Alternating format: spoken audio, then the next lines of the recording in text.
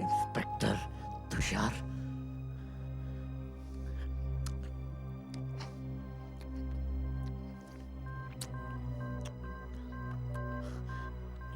सही है ना?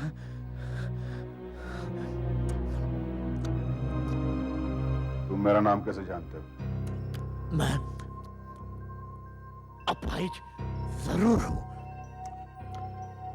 लेकिन मेरा दिमाग ठीक काम कर रहा है इंस्पेक्टर। मुझे मुझे ये भी पता है कि आप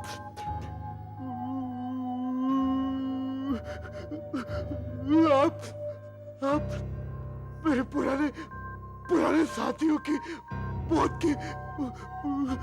की तफ्तीश करने आए। दोनों ही मौतों में सबसे पहले आपने शोक संदेश और फूल भेजे थे। इंस्पेक्टर साहब, कम से कम ऐसा करना तो मेरा फर्ज बनता था ना।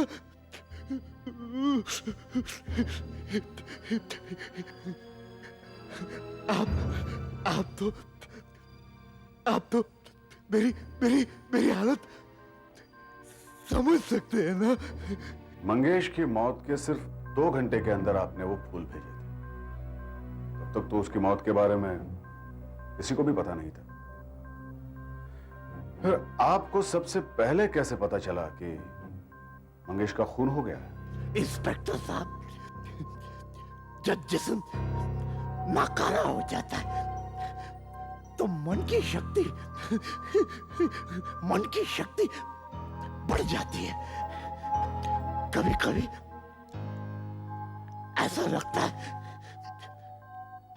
कि आपको आने वाली सारी चीजों के बारे में पता चल जाता है। उस दिन भी मुझे कुछ ऐसा ही लगा जैसे मंगेश की जान को खतरा है। उसके साथ भी कोई दुर्घटना होने वाली है। इंस्पेक्टर साहब, आप ही सब कुछ कर सकते हैं। आप ही सब कुछ कर सकते हैं। आप ही सब कुछ कर सकते हैं।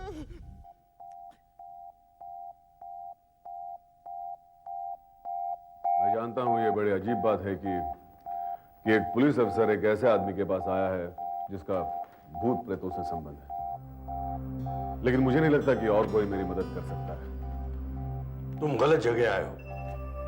मैं तुम्हारी कोई मदद नहीं कर सकता। मेरा भूत प्रेतों से कोई संबंध नहीं। मैं एक साइंटिस्ट हूं और पैरानॉर्मल में रिसर्च करता हूं। जिन चीजों का साइंस में कोई जवाब नहीं, मैं उनमें घुस के उनके अंदर देखता हूं। जैसे कि टेलीपैथी, दूसरे आदमियों का दिमाग पढ़ने की शक्ति, भविष्य भूतकाल में देखने की शक्ति, टाइम ट्रैवल, ESP वगैरह वगैरह। मैं जानता हूं ये पूछना बेवकूफी होगी। आपने केस के सारे पेपर्स तो पढ़ लिए हैं। आप मुझे ये बताइए कि क्या देव अपनी इच्छा की पूर्ति के लिए भूतों को बुला सकता है? मुझे भूतों में विश्वास नहीं है, मगर जिस केस की तहकीकात तुम कर रहे हो उसका संबंध भूतों से नहीं, दिमाग से है। दिमाग से। दिमाग से? मैं कुछ समझा नहीं। तुमने देखा होगा कि एक अंधे आदमी की सुनने की शक्ति ज्यादा तेज हो जाती है। जिसका बाएं हाथ टूटा उसका दाहिना हाथ और ताकतवर हो जाता है। हाँ, लेकिन इन सब बातों का मेरे केस से क्या संबंध है? संबंध है। देव सालों से अपाहिज है। मुझे लगता है उसके बदले में उसके दिमाग की शक्ति बढ़ गई है। करेक्ट। तुमने मरे हुए लोगों के भूतों के बारे में सुना होगा, मगर जिंदा लोगों के भूतों के बारे में कभी सुना है? जिंदा लोगों के भूत? हाँ, उसे एस्ट्रल प्रोजेक्शन कहते हैं। शरीर में जो आत्मा होती है उसे एस्ट्रल प्रोजेक्शन से दूर कहीं भेजा जा सकता है। कभी कभी वो अपने आप हो जाता है, जैसे एक एक्सीडेंट में आदमी मर जाता है मगर उसी समय उसकी आत्मा कहीं और दिखाई देती है। कभी कभी आदमी का दिमाग इतना ज्यादा शक्तिशाली हो जाता है कि वो अपनी इच्छा से ऐसा कर भी सकता है। आपका मतलब है कि देव किसी तरह अपनी आत्मा वहां भेजने में कामयाब हो गया और उसने उन्हें मार डाला। देखो, रिपोर्ट देखो, कभी कभी उसका शरीर ठंडा होता गया मगर दिमाग हाइपर एक्टिव होता गया, जोर जोर से काम करने लगा। और ये प्रोजेक्शन कहीं पर भी जा सकता है मगर वो दिखता नहीं।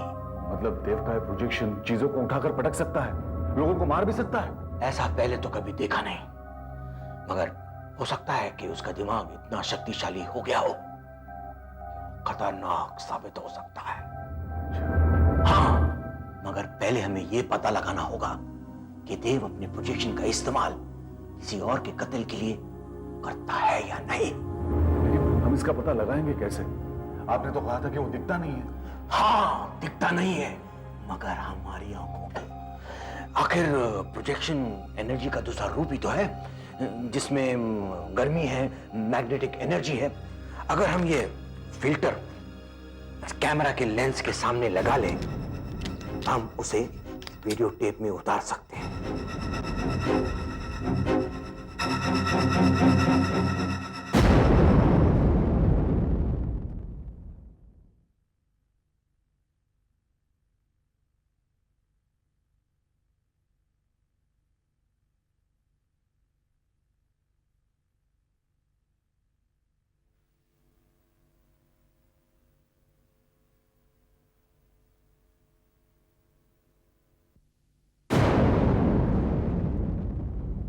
यस डॉक्टर जी। हाँ ओके। जी हाँ ओके। ओके।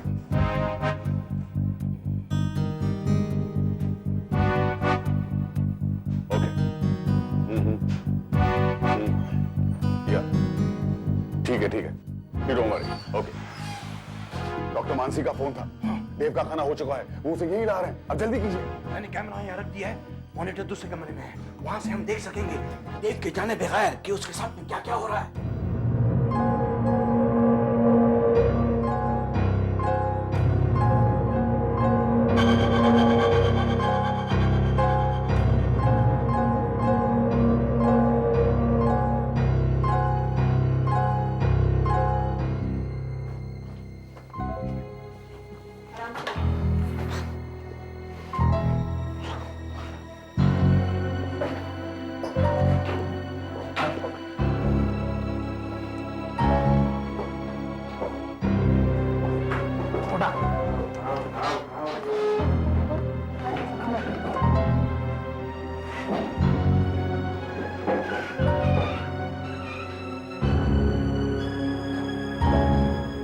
पाँव सीधा करो।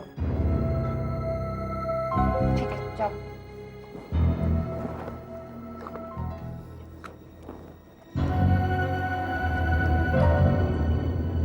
ये दोनों मशीन देव की दिल की धड़कन और उसके दिमाग के अंदर की एक्टिविटीज को दिखाने वाले मशीनों से जुड़ी हुई हैं।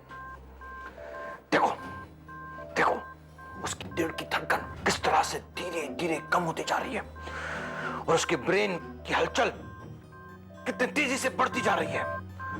बस वो बहुत तेजी से ट्रांस में जा रहा है। बस थोड़ी देर की बात है।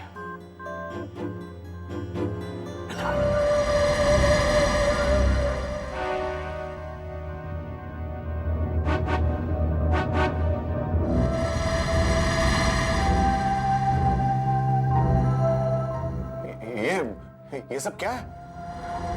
यही प्रोजेक्शन है।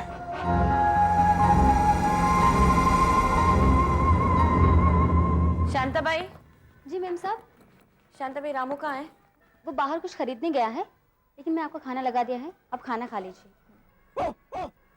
अरे तुम शेरू को बाहर ले जाओ, उसके घूमने का टाइम ठीक है मैडम। शेरू, शेरू।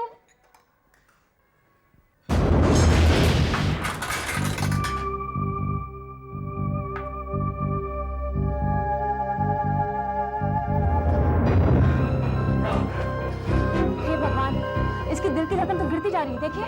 चलो मेघा। और दिमाग? दिमाग की एक्टिविटी तो बढ़ती जा रही है, देखिए। डॉक्टर को जल्दी कुछ करना पड़ेगा। इसे होश में लाइए, वरना किसी की जान पर हमला हो रहा होगा। मैडम जी नहीं, समझाने का समय नहीं है डॉक्टर, कुछ कीजिए, इसे होश में लाइए प्लीज। मैं इंजेक्शन लेकर आती हूँ।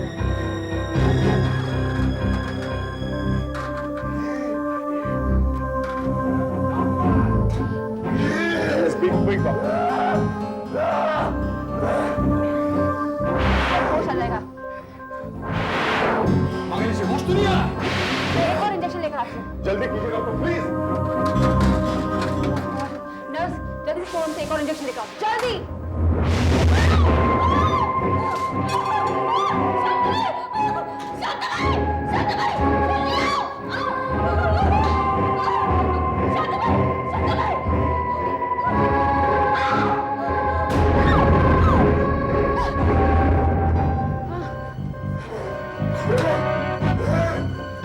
जल्दी प्लीज। डॉक्टर, इसका दिमाग ठंडा ही नहीं हो रहा है। कुछ करो, जल्दी करो, इसका दिमाग कुछ ठंडा ही नहीं हो रहा है। डॉक्टर, जल्दी प्लीज।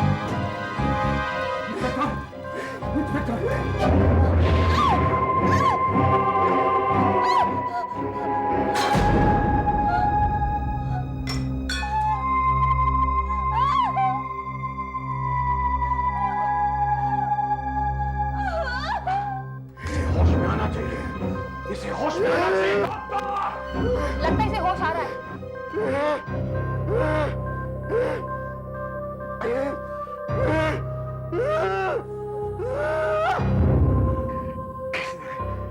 किसने मुझे वापस बुलाया? किसने? इंस्पेक्टर, तुम? लगता है कि आपको मेरे राज के बारे में सब कुछ पता चल गया होगा, लेकिन आप मुझे रोक नहीं सकते इंस्पेक्टर, नहीं रोक सकते, मुझे नहीं रोक सकते। देखो देव, मैं तुम hello, yes,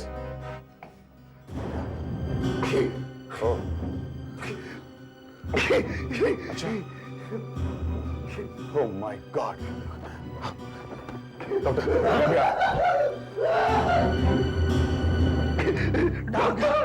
doctor, come here, come, क्या बात है? Come close to me. बोलो। मैंने कहा था ना कि मैं बहुत ताकतवर हूँ। चिंता की कोई बात नहीं है, छोटे छोटे जख्म है, सिर्फ एक जख्म कह रहा है, वो भी भर जाएगा। जख्म से ज्यादा इनको सदमे का असर है। करुणा जी, देव ने आपको क्यों मारा? अब मैं आपको क्या बताऊं? आपको मुझे बताना ही पड़ेगा करुणा जी। हम दोनों शादी करने वाले थे, और उस एक्सीडेंट के बाद आपने मंगेश से शादी कर ली। उस एक्सीडेंट के बाद देव एकदम चिड़चिड़ा और वायलेंट सा हो गया था। सबके लिए उसके दिल में नफरत और सिर्फ नफरत भर गई थी। देखिए, मैं उसे समझाने की पूरी कोशिश करूंगा। इंस्पेक्टर साहब, उसे प्लीज समझाइए, मुझे बचा लीजिए। इंस्पेक्टर साहब, मुझे बचा लीजिए।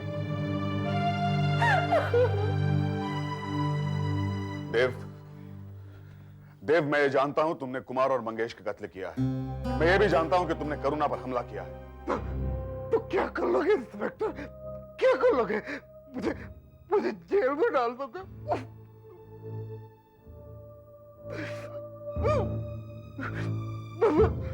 मैं तो पहले से ही कह रही हूँ अपने जिस्म का,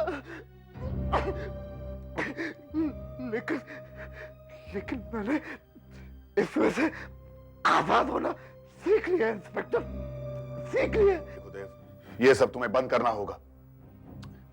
देव, तुम बेकसूर लोगों की जानें ले रहे हो। जो कुछ भी तुम्हारे साथ हुआ है उसके लिए वो जिम्मेदार नहीं है। मुझे कोई नहीं रोक सकता, तुम भी मुझे नहीं रोक सकते इंस्पेक्टर, तुम भी नहीं। तुम क्या समझते हो कि तुम करुणा को पंजाब हो गए। और एक ना एक दिन तो मर ही जाएगी। मैं इसे मारूंगा, मैं जैसे मैंने सबको मारा, सबको।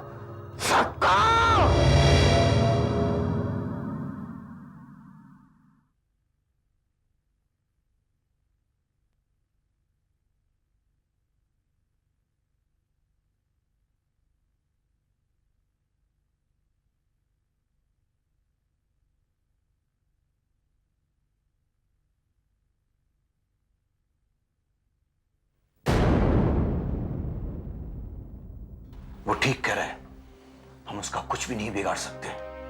उसकी ताकत के आगे हम बिल्कुल कमजोर हैं। हाँ, मगर हम उसे जान से जरूर मार सकते हैं। यस। नहीं डॉक्टर, कोई और रास्ता तो होगा, कोई तो होगा। हमें दो बातों का फायदा है। एक, देव ये नहीं जानता कि हमने वहां कैमरा छुपा रखा है। जब भी देव अपनी आत्मा को, मतलब प्रोजेक्शन को अपने शरीर से बाहर निकालने की कोशिश करेगा तो हमें पता चल जाएगा। और दूसरा फायदा? दूसरा फायदा ये कि देव ये नहीं जानता कि करुणा इसी अस्पताल में है। वो समझता है कि करुणा अब भी अपने घर पे है। जब अगली बार करुणा को मारने की कोशिश करेगा तब उसे रोकने में हम ये दो बातों का फायदा उठा सकते हैं। लेकिन कैसे डॉक्टर, कैसे?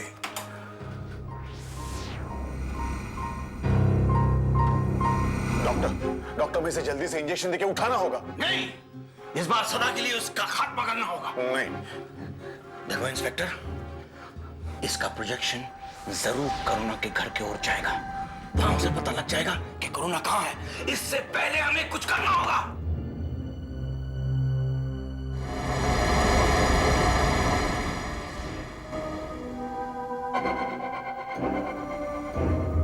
करुणा कहाँ है? कौन कर रहा है ये सब? कौन? कहाँ हो तुम? पूछता हूँ करुणा कहाँ है? नहीं मालूम। बता। हॉस्पिटल में है, भाटिया हॉस्पिटल में, कमरा नंबर 204 में।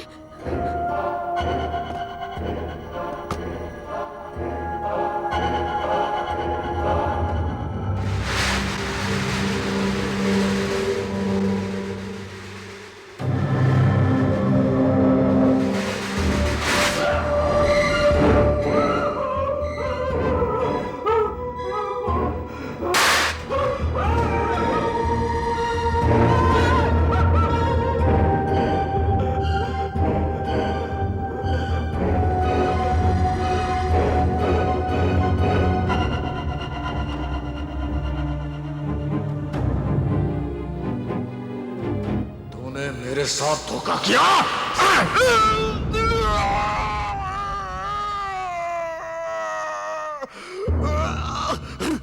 करुणा,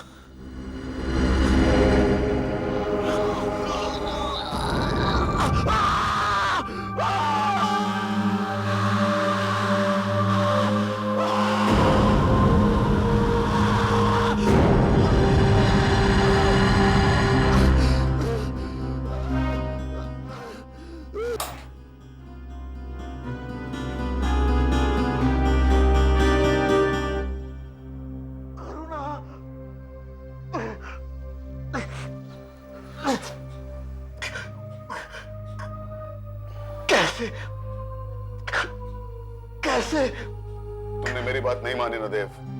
देखा क्या हुआ? इस बार जब तुम अपने जिस्म को त्याग के करुणा के खोज में निकले तब हमने करुणा को यहाँ से हटा दिया और तुम्हारे शरीर को यहाँ रख दिया। और जब तुमने यहाँ आकर हमला किया तो दरअसल तुमने करुणा समझकर अपने आप को मार डाला।